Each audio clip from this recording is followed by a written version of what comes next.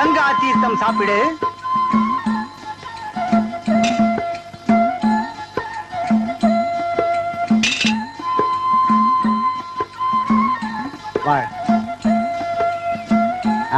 வா மகனே. வர்ற அப்பனே. கங்கா தீர்த்தம் சாப்பிடு. குடுங்க சாமி. இது கங்கா தீர்த்தமாடா? எங்க ஊர் ஏரி தண்ணி.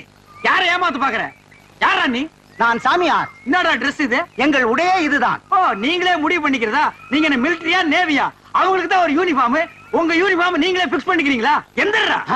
என்னையா ஏசுகிறாய்? நான் முற்றும் துறந்த முனிவர். முற்றுமா? ஆம். எதடா நீ?